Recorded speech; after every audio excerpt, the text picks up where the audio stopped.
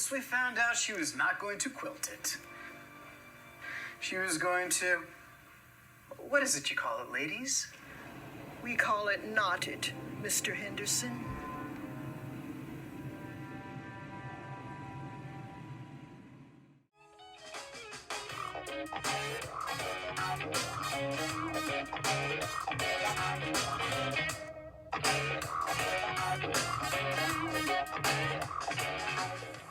Hi, I'm Cody. Hi, I'm Sara. Hi, I'm Corbin. Today we're discussing Susan Glaspell's 1916 play, Trifles. Trifles uncovers the relationship between a widow and her recently murdered husband, set in a small farm town, and it follows the decisions of two women of whether or not to tell the authorities about what they found. Trifles is actually inspired by Susan Glaspell's real life. In 1900, Glaspell was a court reporter, and a murder case is what inspired her to write another famous play called A Jury of Her Peers. Living in the early 1900s, Glaspell had a front row seat to the women's rights movement, and those tones are present in her work. Okay, enough about Glaspell herself. Time to jump into the play. Trifles only has 5 characters. There's George Henderson, the county attorney, Henry Peters, the sheriff, Lewis Hales, a neighbor, Mrs. Peters, the sheriff's wife, and Mrs. Hale. That's Lewis Hale's wife. The play opens in a farmhouse out in the country in the harsh winter. All the characters enter the house and begin to warm up by the stove in the corner of the room. Mr. Hale describes how the crime played out from his perspective. He said when he arrived at the house, he went upstairs to find Mr. Wright's body in bed and Miss Minnie Wright on the porch in her rocking chair. She said that he had been strangled in the middle of the night, yet she didn't wake. Minnie is being held at the local jail for the crime, and the men are there to investigate and find a motive, while the women are there to collect some items for Minnie. The men separate and the women head upstairs. Downstairs, Mrs. Hale and Mrs. Peters collect clothes and an apron for Minnie while she's in jail. The two express their confusion as to why the perpetrator would choose to strangle Mr. Wright instead of shooting him, since there was a gun in the house. Looking around, the women notice a quilt that Minnie was working on and wondered whether she was quilting or knotting it. They notice that the stitching is poor, possibly because Mrs. Wright was anxious or nervous.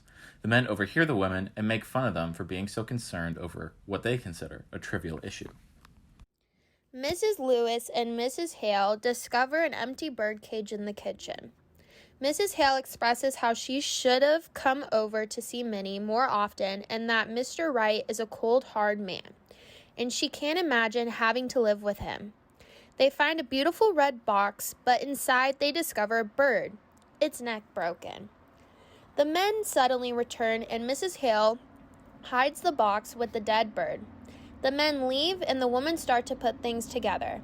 Let's listen in.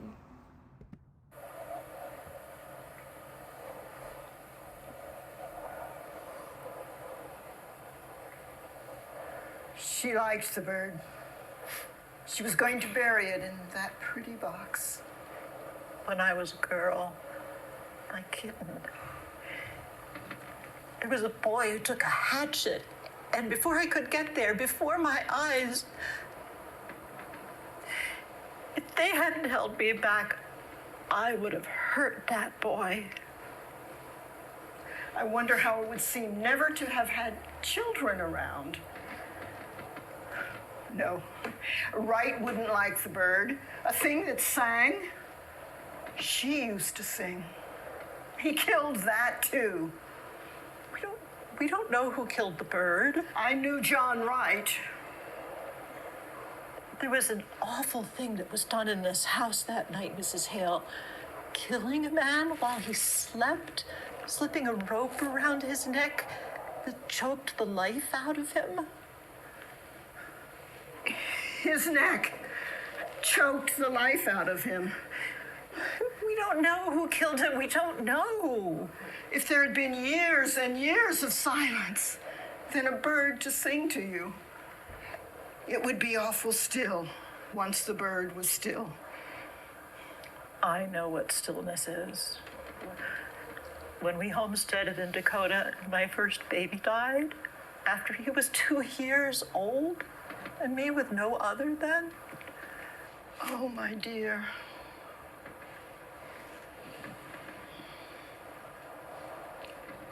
When do you think they'll be through looking for the evidence? I know what stillness is.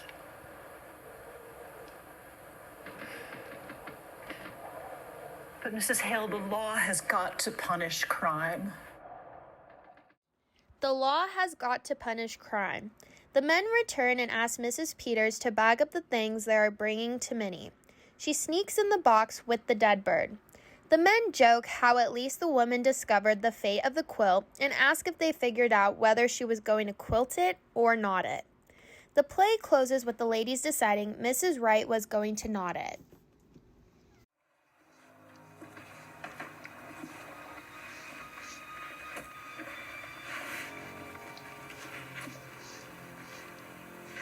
Well, Henry, at least we found out she was not going to quilt it.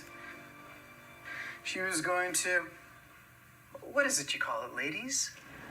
We call it knotted, Mr. Henderson.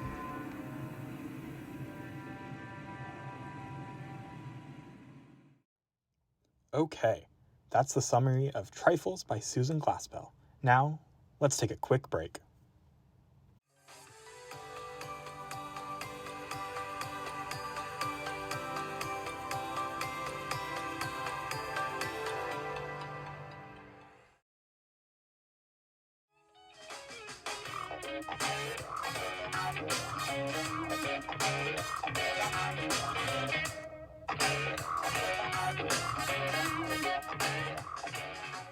And we're back.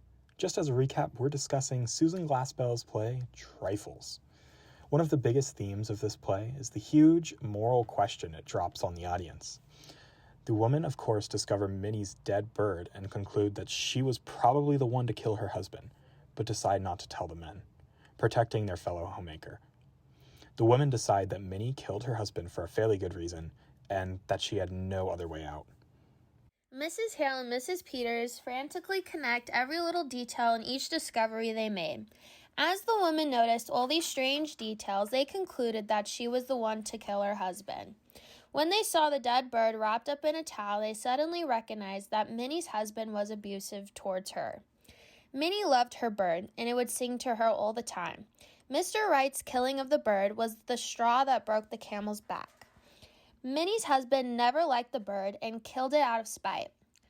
Minnie was tired of her husband abusing her, and he had taken everything away that she enjoyed and loved. The women ultimately decided to hide what they find from the men because they know that she would be convicted of the crime if they did so. She was in fact guilty of the crime, but to what extent? She was trapped and had no one to help her. I think it's time for another break. When we come back, we'll continue to discuss the women's decision and why they may have chosen to do so.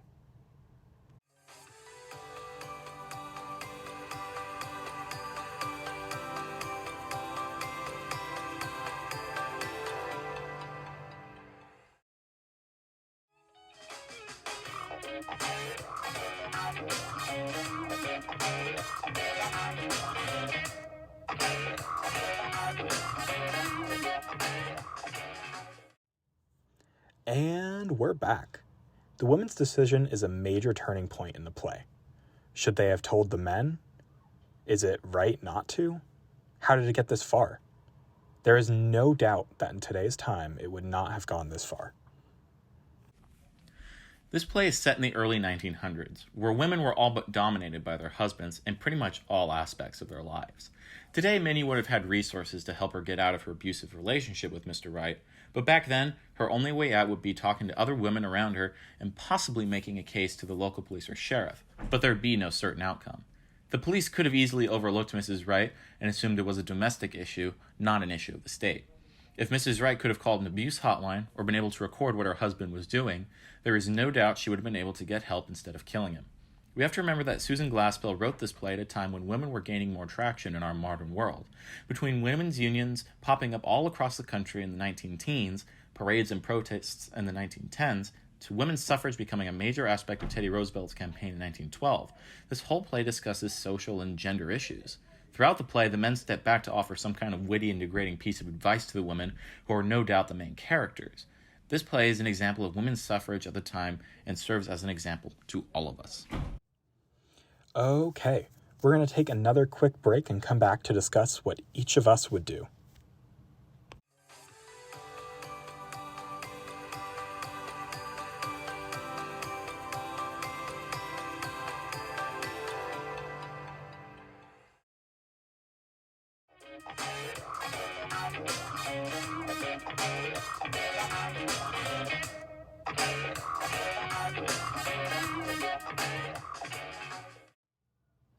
Okay, welcome back everyone. Now we're going to break down what each of us would do in the same situation as both Minnie Wright and the two women. We encourage you guys to think about what you might do as well. Sarah, do you want to go first? Sure. I think if I were in the same situation as Minnie, I honestly would be so nervous and anxious that I would not know what to do. I personally feel like I would not have killed my husband, even though he tends to be abusive towards me, because I would feel guilty for committing such a crime. I would try and get help through telling a neighbor or other woman about the situation, but not to the point of turning him in. If I were in the woman's position, I would have done the same thing and not have told the detectives about any of the discoveries. Usually women are honest to one another, and they can tell when a situation is deserved of attention from an outsider.